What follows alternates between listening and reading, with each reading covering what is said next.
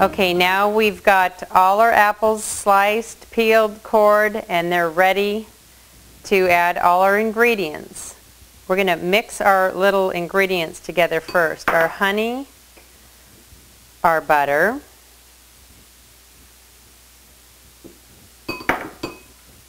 our cinnamon, and our flour. Almost looks like chocolate, but it's just a lot of cinnamon, honey. You can't taste the honey once the apple pie is cooked. But now the next thing we want to do is we want to add our lemon juice to the apples. And the reason I do that is because it enhances the flavor just a bit, but it also preserves the color of the apples. So now that we've done that, we're going to add our mixture.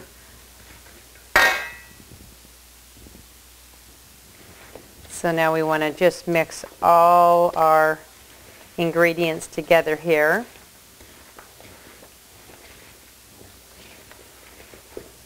I like to have a big bowl to stir this in just because you really need to mix it around.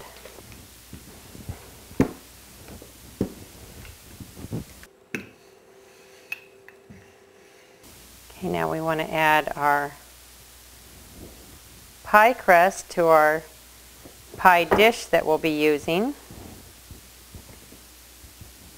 And then what I like to do is I like to poke little holes in the bottom just so that when it does start cooking, you don't have a big bubble come up from the bottom and spill all your apples over.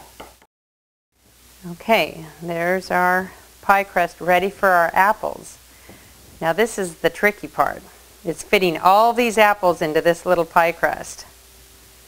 So, well, here we go.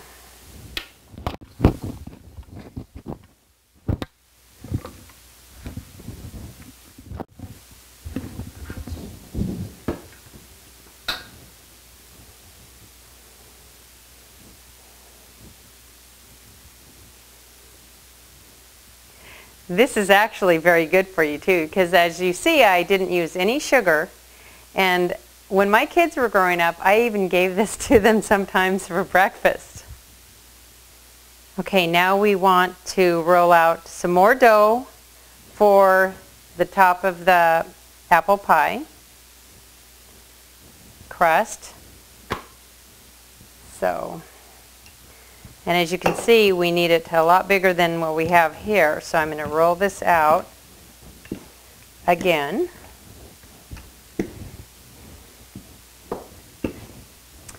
Okay, now that we've got it rolled out, we're going to take this and just lay it over our pie. And we're hoping that it's going to be long enough. Looks like it is. Good. Stretch it a little bit too. And I just fold over the edges here. And then after I fold over the edges, what I like to do is I just take and with 4 fingers, I just pinch it.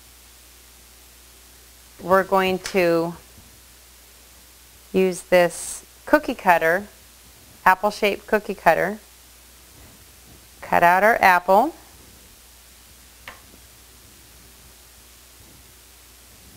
And then I always like to make a little leaf. So I'm going to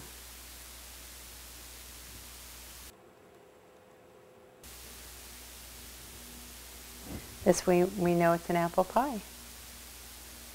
Okay, now the next thing, this is the most important part of this pie, is you want to preheat your oven to 325 and you want to bake it for an hour and a half.